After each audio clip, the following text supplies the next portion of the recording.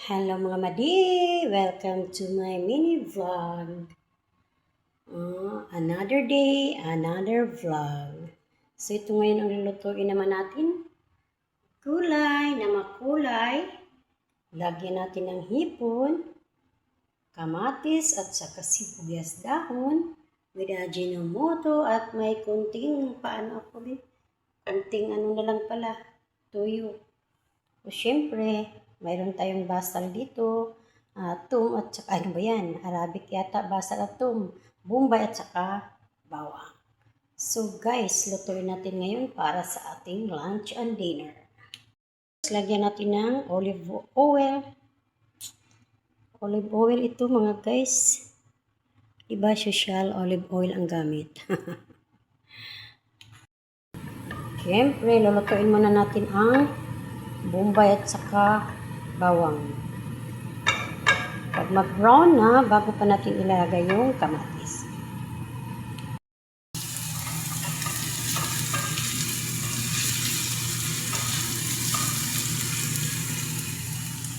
Ang kamatis.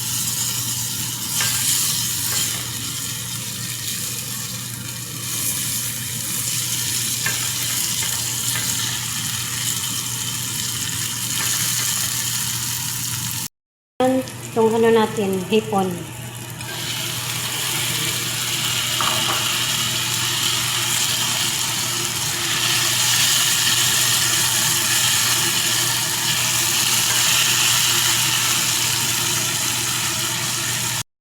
Apat na klase lang to na ano, may upo,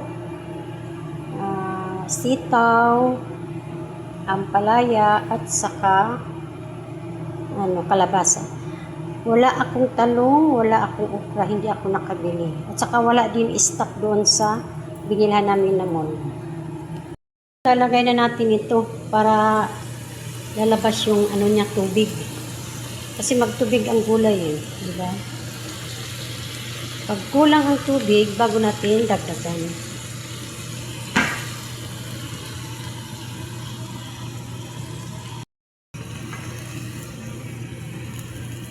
Mekos-mekos para yung sa ibabaw mapunta sa ilalim, ang sa ilalim mapunta sa ibabaw. Ganun lang.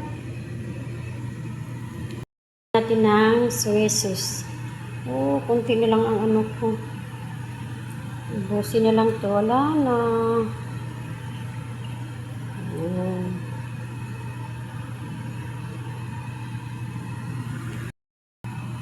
Need yan ng tubig. Lagyan natin ng kunting tubig. Yan.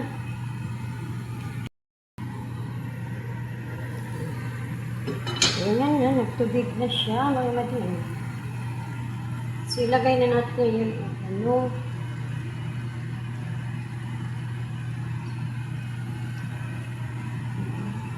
Lagay natin itong paborito ko.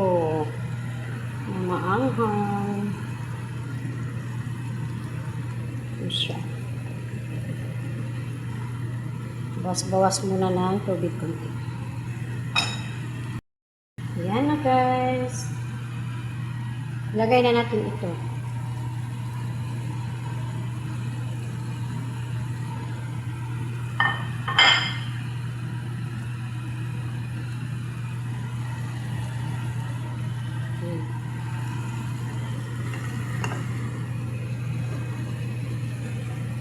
Ready to eat na, ready to serve. Kain na guys. Okay.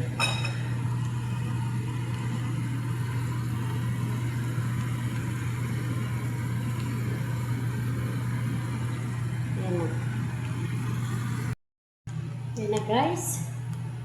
Luto na ang ulam natin. Luto na. Thanks for watching mga madi. Thank you guys.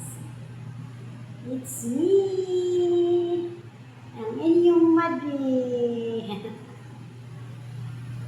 Okay guys. Thanks for watching.